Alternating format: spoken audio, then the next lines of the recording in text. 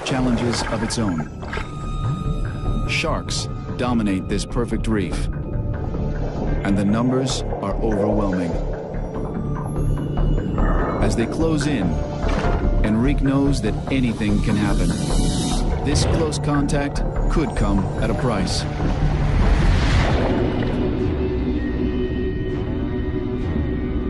Ducey's sharks are not shy, and they're lightning fast. In a second, they could bite the divers before anyone even noticed.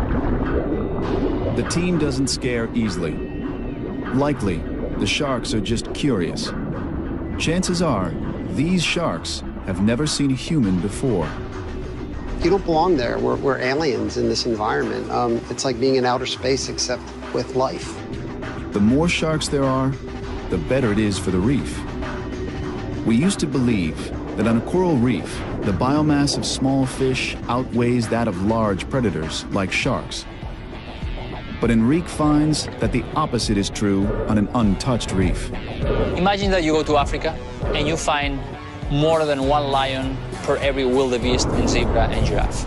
You would say it's impossible. Pristine coral reefs are like this. Predators dominate. Oh, this place is wild. There were 2 white-tip sharks and 4 greater sharks and thousands of Norway eating everywhere and swimming in the water column. It was like an aquarium. really wonderful place. Really pristine. As far as we could see, there were these pale blue corals, like giant roses, covering all of the bottom. Every time our team get out of the water, they had this huge smile. They were laughing. They were talking about all the fish that we saw. It was really extraordinary. Like the sharks themselves, the evidence is overwhelming. Ducey's reef is an underwater Eden.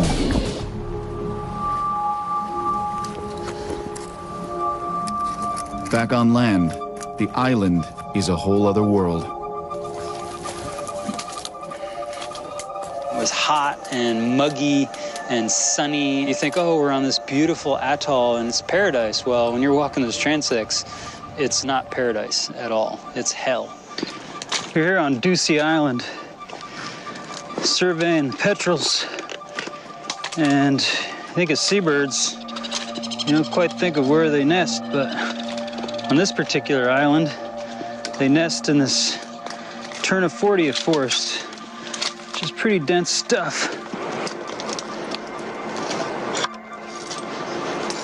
Here's one.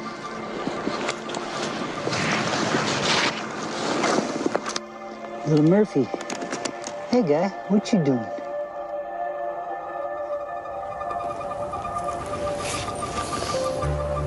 Like many seabirds, petrels thrive on Ducey. But Mike discovers something disturbing.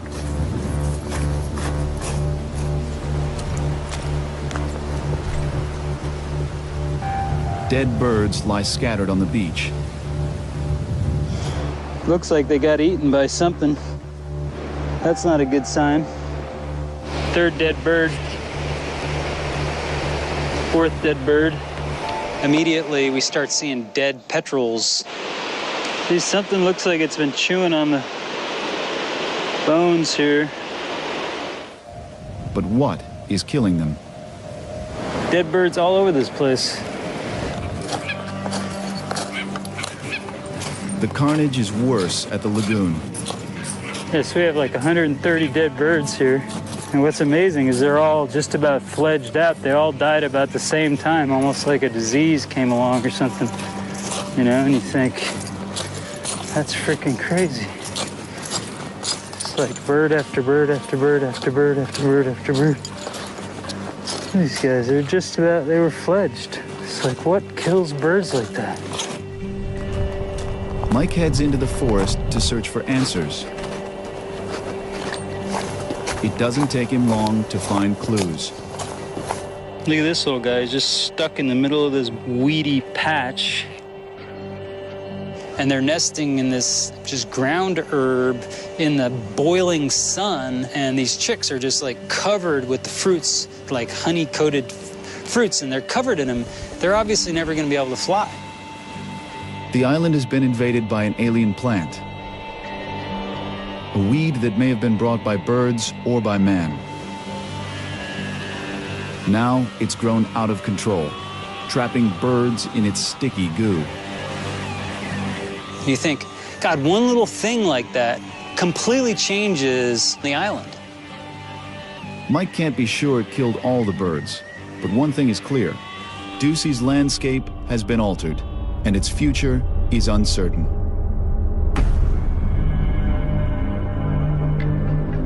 After exploring the reef, Enrique knows there's no time to waste. Ducey's waters are untainted, but for how long? Ducey had the clearest water and the healthiest coral reef we have ever seen. It's 100 meters. It's unbelievable. And we all left Ducey with one thought. This place has to be protected. There is no other option. How many places like Ducey are left? You know, when you see corals just layered on top of each other like that. Beautiful sight, huh? Isn't it nice? Wow, yeah. But ahead lies another island, where life is strangely different.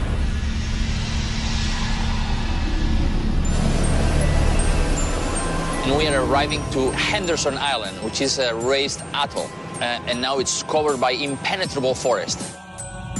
Henderson is about 200 kilometers from Pitcairn, and at 7 kilometers across, the largest of the 4 islands.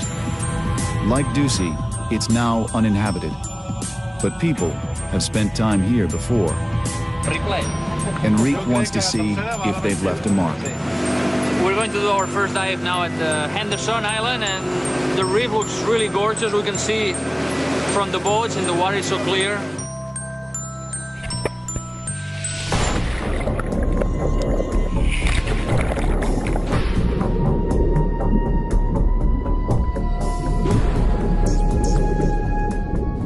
Damselfish, butterfly fish, moray eels, these large red snappers, which were very inquisitive.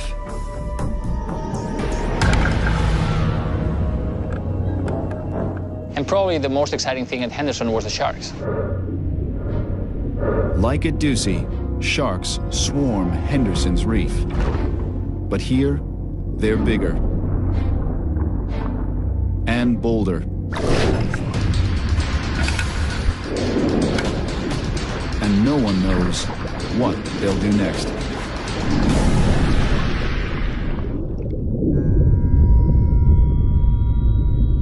The sharks move in toward Enrique and the team. The sharks were very curious, and they came to check us out very closely. Almost too curious. They're clearly bolder than the sharks at Ducey. Enrique soon realizes why. We were diving with this diving gear that doesn't produce any bubbles, so we were very silent. Soon the team is surrounded by sharks. They come, wow, really close to us to check us out. It was a really exciting dive.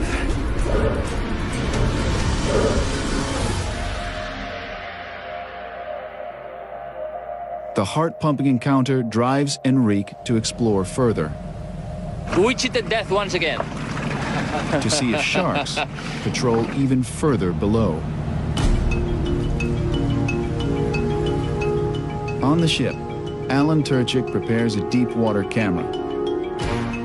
This is a drop cam. It can go down to the deepest part of the ocean, and has been actually down to the Marianas Trench. Hopefully we'll see some fish come up and check it out. For the young explorer, it's a chance to redeem himself after losing the chopper on Ducey. This is probably the first time anything's been filmed this deep before, in this area, for sure. By day's end, they'll see what life is like 600 meters below, and may even discover creatures no one has seen before.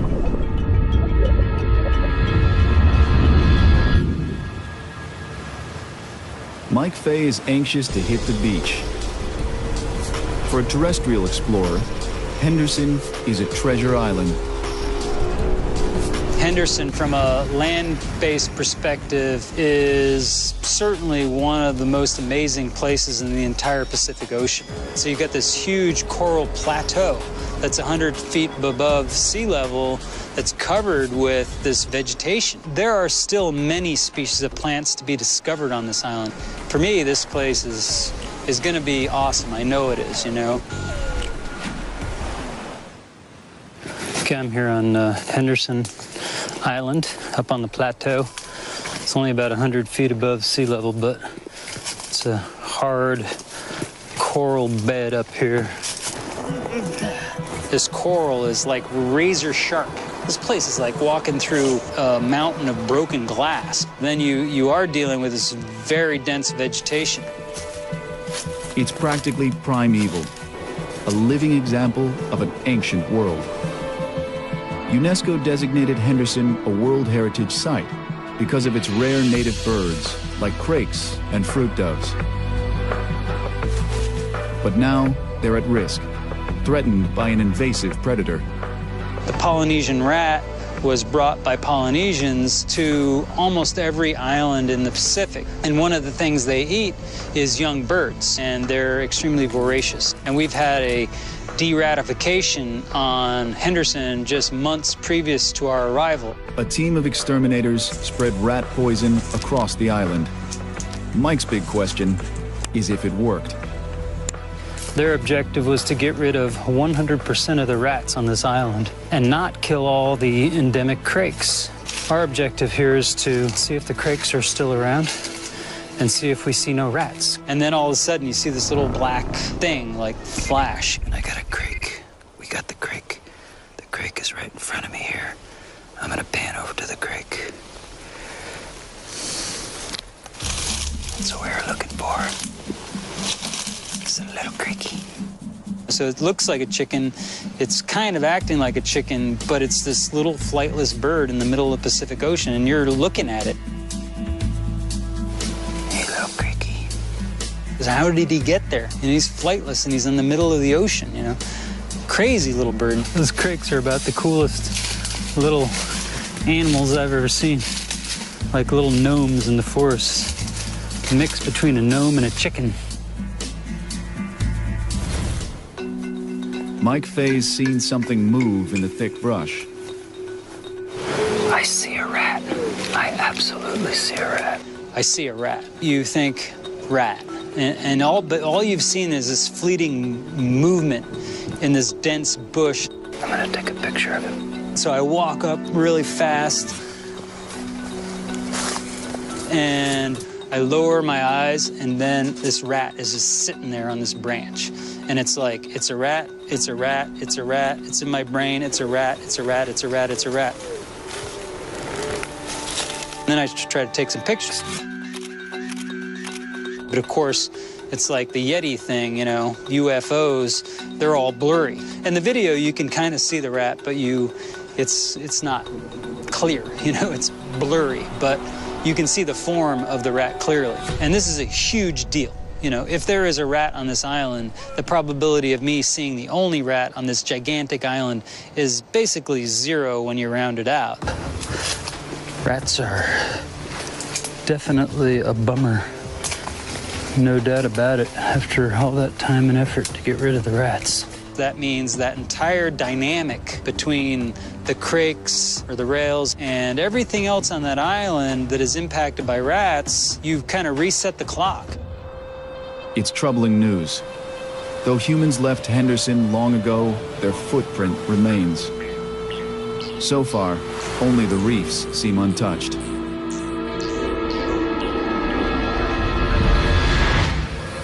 So we just picked up the signal from the drop cam that we put down yesterday, and so we're gonna go pick it up. Alan Turchik retrieves the drop cam from 600 meters below.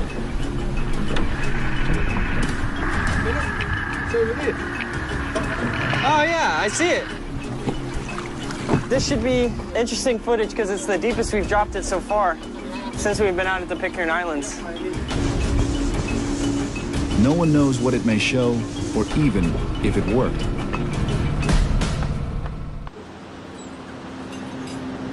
Cool. All right, so I've been kind of scouring the drop cam footage every day, trying to look for some cool stuff. Strange creatures appear. And this is the first drop that I did at Henderson.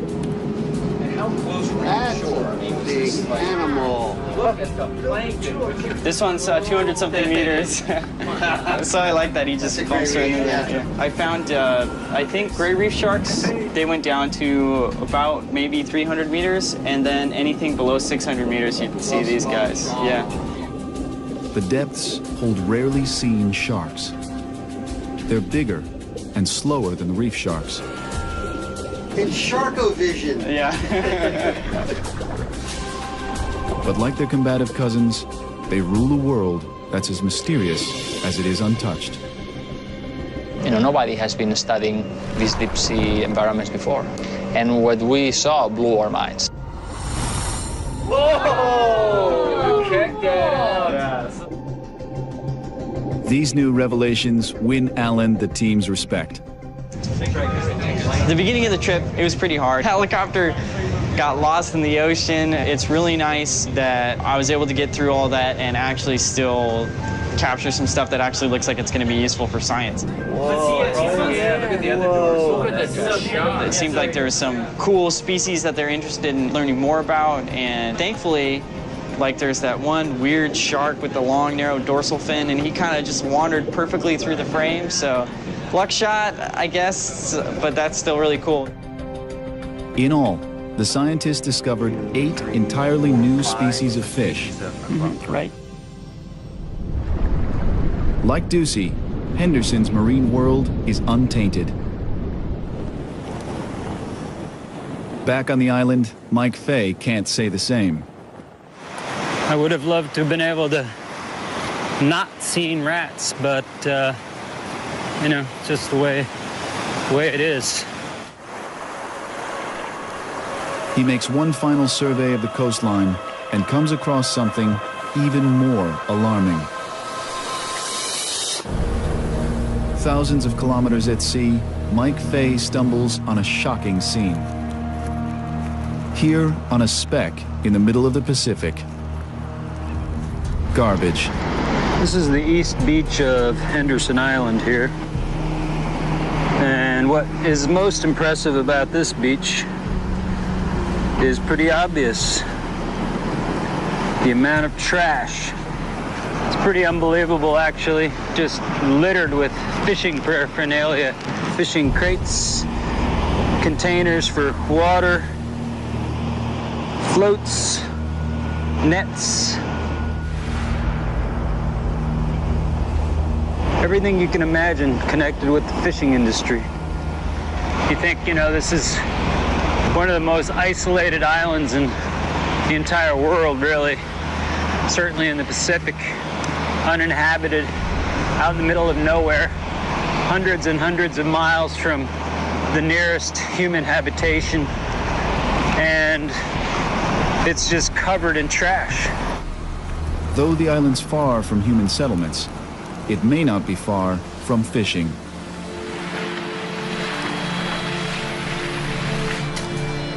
Commercial fishing could unravel all the Pitcairn Islands, leaving the islanders little hope of survival. I've been a commercial fisherman for nearly 30 years, and if commercial fishing was allowed in here, they would just spoil it, would ruin it. It would go from what it is now to decimated within 5 years, I would think. There'd be nothing left. It's only a matter of time, really. And I think it would be a very sad day for them to see a big longline boat around their island taking the fish that they really cherish. The question is whether fishermen have already stripped fish from nearby waters.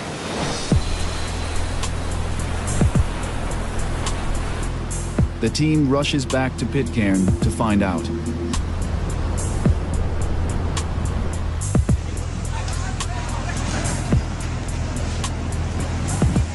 Since the days of the bounty, Pitcairners have survived by fishing their waters.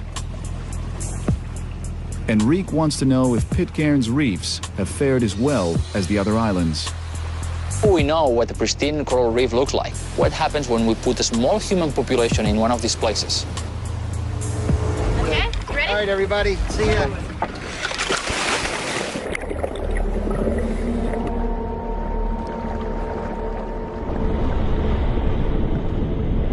Underwater, something's different.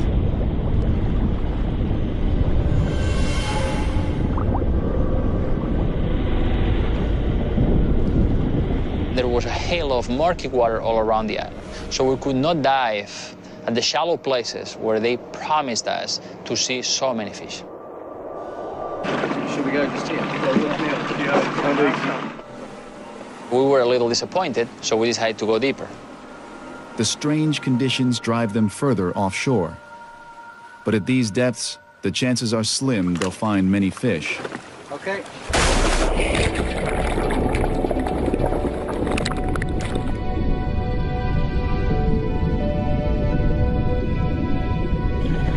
From the first plunge, however, they discover something unexpected.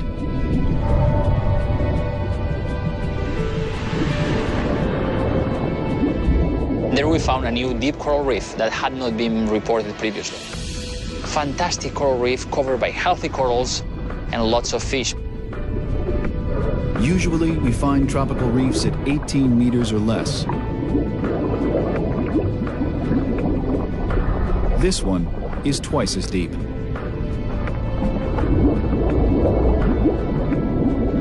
We have corals deeper than what we would expect, probably because the water is so clear, more than 60 meters visibility. Life is thriving in the crystal clear depths. The scientists survey the fish and are shocked by what they find. There are no sharks. Something here is wrong. We didn't see any sharks. We saw some medium-sized groupers. The place doesn't seem pristine. It seems in good shape, but definitely not pristine. Something here has taken the sharks, and no one is sure what it is. While Enrique hunts for answers, Mike Fay checks the island. It's a dangerous task. Pitcairn is wild and rugged. Climbing is treacherous. Incredibly steep slopes, and the soils are extremely slick, and it's freaking dangerous, really dangerous, and it's scary. In places, it's a sheer and deadly drop. I don't want to fall off the mountain here. That's my main worry. Because if you go down here, you go down. You go down all the way. But Mike presses on. That is insane. Big old slide. Whole freaking valley came down here. An enormous landslide has destroyed this hilltop. The fact that you've lost an entire hillside on a very small island, it's like you don't want huge chunks of your island falling into the sea. The discovery drives Mike further. The wild island is showing significant wear and tear. Mutiny came here 1790, so people have been pretty intensively using this place for over 200 years. Fishing and chopping the vegetation, cultivating and building trails and roads. It's a heck of a lot of human use here. The small human presence has changed the island, and after an unusual amount of heavy rain, maybe even the sea.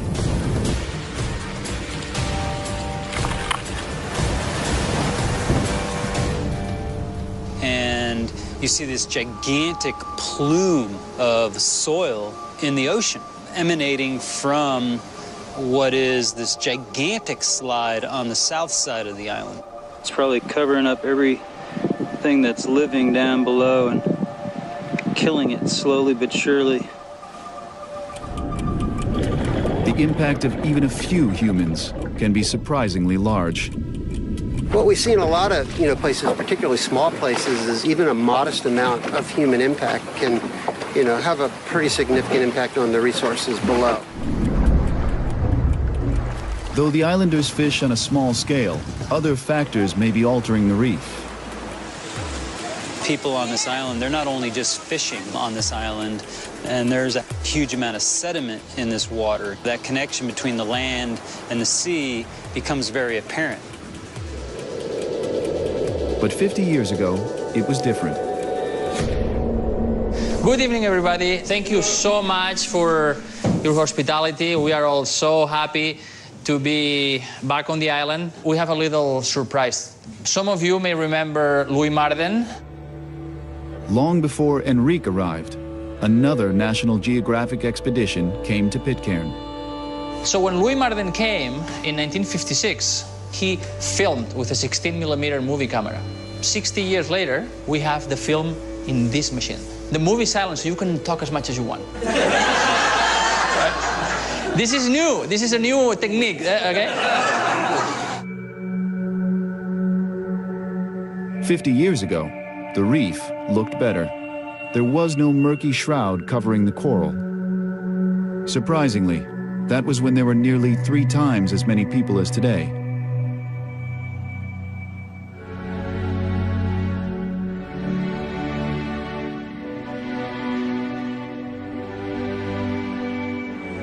It was so exciting to see that footage.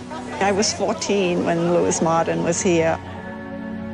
To see, all the people, because the population was so much bigger. Now, the entire population can fit in this room. And the community is still shrinking as young adults leave to find a future off the island.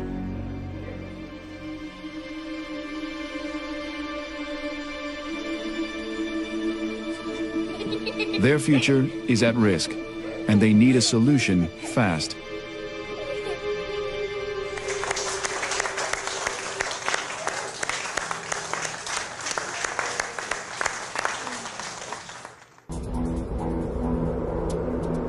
All the islanders have is this bit of land and the boundless sea. Now, even that seems threatened.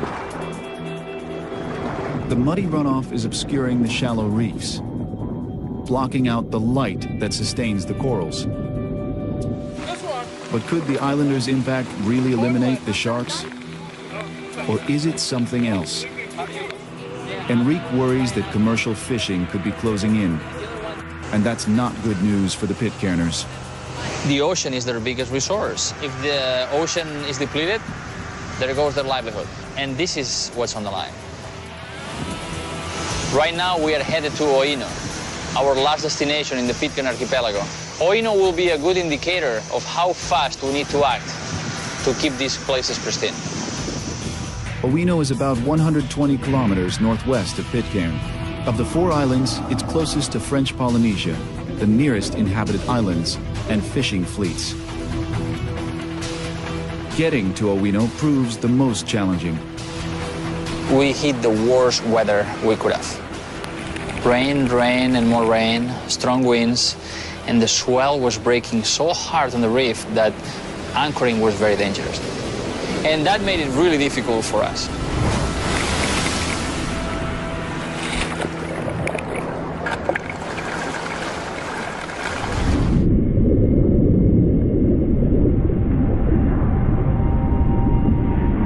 Below, conditions are no less troubling. Oino's reef lacks the vitality of Henderson and Ducie. Though the fish appear healthy, Enrique realizes it's the same problem as at Pitcairn. There are no sharks. Here, where there are no people. Why are there no sharks in this remote, uninhabited atoll in the middle of the Pacific? And the only answer that comes to mind is fishing. Any remote place has predators. but we know is closest to the outside world. Enrique fears that foreign fishing vessels have stripped the reef of its sharks. If there is fishing at Oino, what's next? Are these foreign fleets going to start hitting Henderson and then Ducie, which is a totally pristine place? To the team and many islanders, the solution is clear. Create a marine reserve, protecting the entire Pitcairn archipelago. A marine reserve is an area that we set aside without fishing to allow marine life to recover. It may help the Pitcairners as well. Tourism. Not rare stops for island trinkets and bounty lore, but ecotourism built on a protected marine reserve. We're talking about global recognition for a unique marine environment, a completely new set of economic alternatives, including ecotourism, that would bring new life to the island. And if the Pitcairners agree, it would be the largest in the world. Enrique and Heather Bradner of the Pew Environment Group discussed the idea with the islanders. To the members I've worked in exploring this concept of a large marine reserve here together. I'm certainly in favour of the reserve because I think that, you know, what have we really got to lose is not being... Maybe having a marine reserve and building a tourism industry is one way that we can create a future. I think this marine protected area, it makes perfect sense to them when they think about it. They're extremely proud of where they live. Okay, we got a new waypoint. Here we go. Closer people are connected to the land, the more conservation makes sense to them. The plans are in motion. Already a new team is mobilizing to investigate Mike Fay's rat sighting on Henderson. It's the first of many steps toward protecting all the Pitcairn Islands and preserving their timeless waters. A marine reserve could completely change the image that people have about the Pitcairn archipelago. We could go beyond the bounty and understand that the Pitcairn Islands harbor some of the last healthy environments left in the ocean. And they are so valuable that not knowing about that would be a tragedy.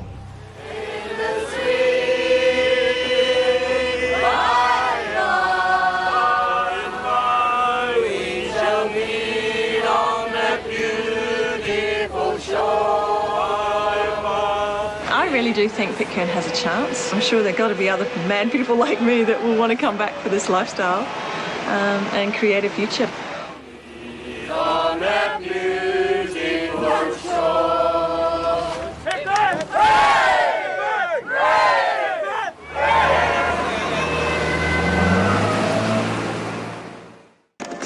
Hey guy, what you doing?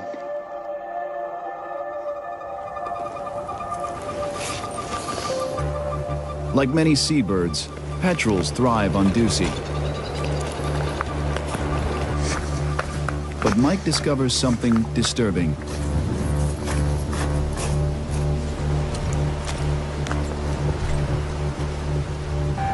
Dead birds lie scattered on the beach. Looks like they got eaten by something. That's not a good sign. Third dead bird. Fourth dead bird. Immediately, we start seeing dead petrels. See, something looks like it's been chewing on the... Has challenges of its own. Sharks dominate this perfect reef, and the numbers are overwhelming. As they close in, Enrique knows that anything can happen. This close contact could come at a price.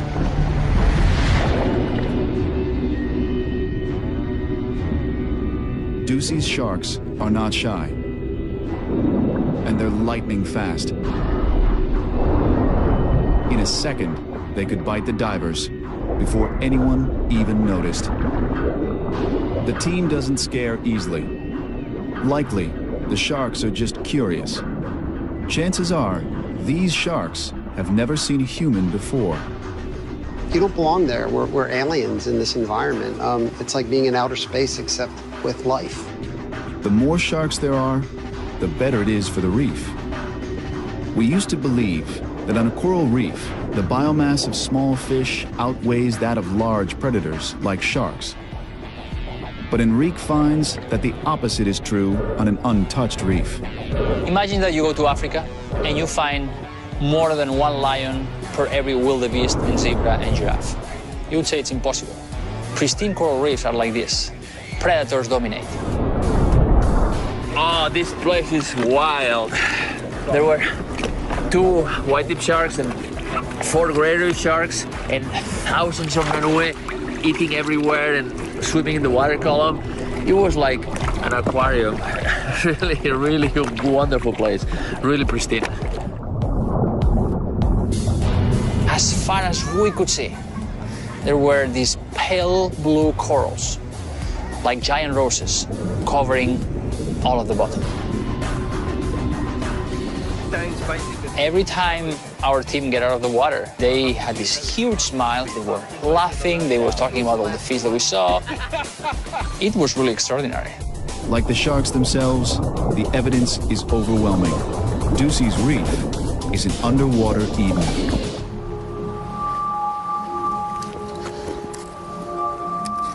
Back on land, the island is a whole other world. It was hot and muggy and sunny. You think, oh, we're on this beautiful atoll and it's paradise. Well, when you're walking those transects, it's not paradise at all. It's hell. We're here on Ducey Island, surveying petrels and I think of seabirds. You don't quite think of where they nest, but on this particular island, they nest in this Turnifordia forest, which is pretty dense stuff. Here's one.